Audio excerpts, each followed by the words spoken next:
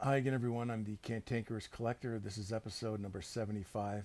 Hit the thumbs up button. Okay, so this is a blast of the past. This is the Bowen Designs Scarlet Witch statue produced in 2005. I didn't buy this when it first came out because they were just pumping out so much great stuff.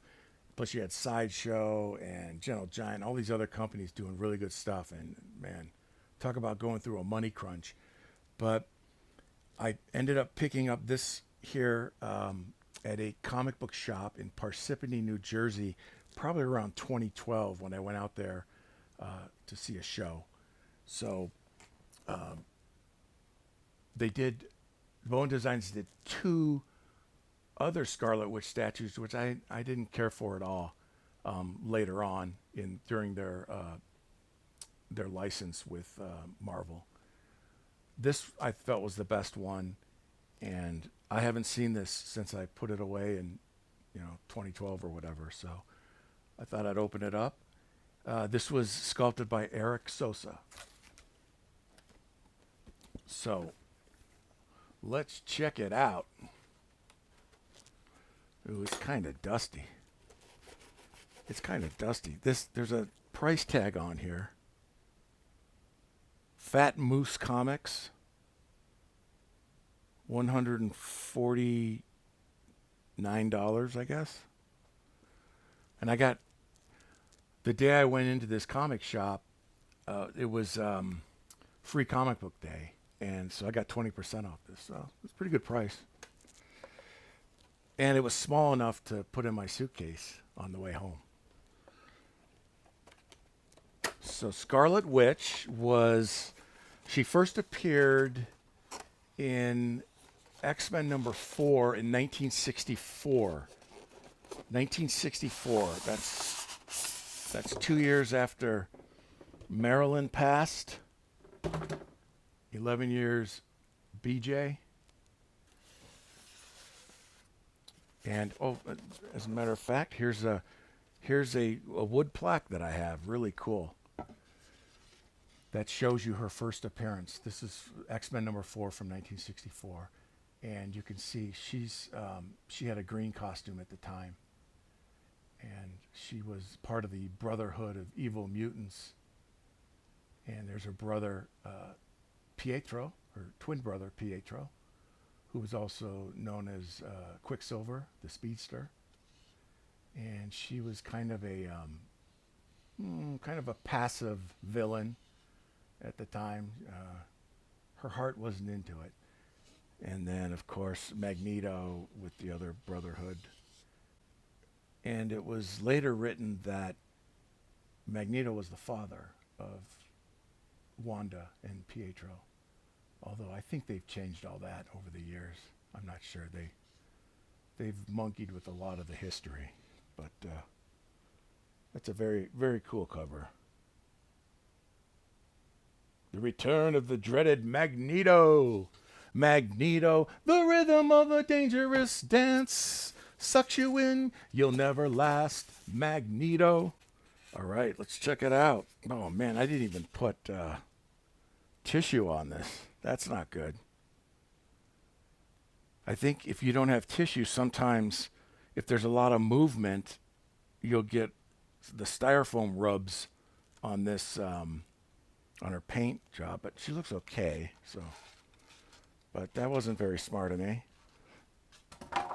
Magneto, the rhythm of a dangerous dance.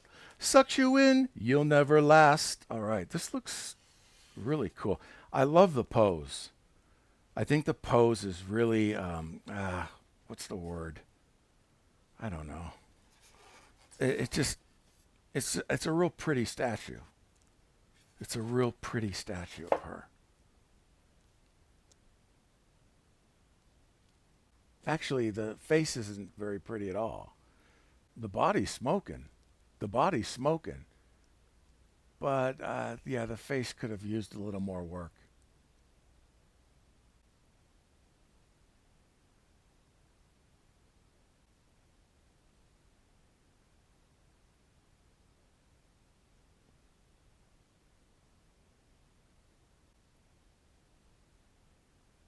The first thing that I see or that I notice, and I noticed this when they first produced this, and it kind of bugged me, was that she doesn't have her trademark curls under her headpiece, and that was kind of always a I always liked that. They don't always include those anymore.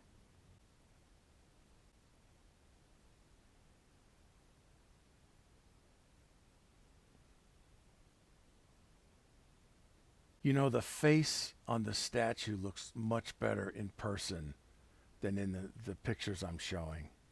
My lighting is lacking, to say the least.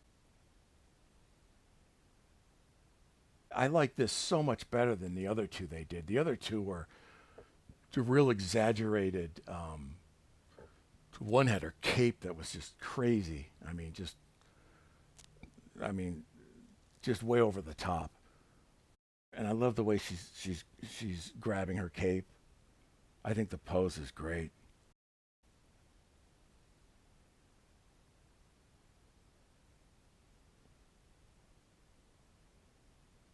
Magneto, the rhythm of a dangerous dance sucks you in, you'll never last. Magneto.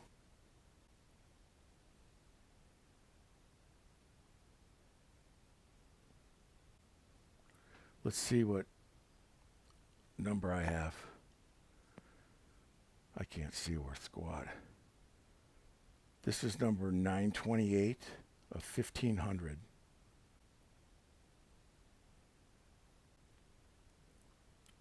I like this. I think this is a really cool statue. I'm glad I got it.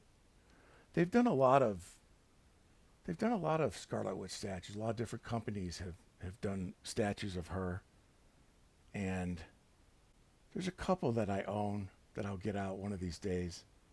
Not the real expensive stuff. A lot of the real expensive stuff I've not been too much of a fan of.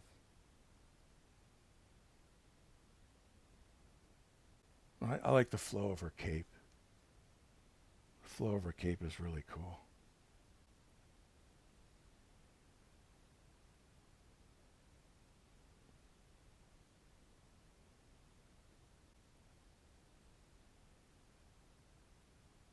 She's become real powerful over the years.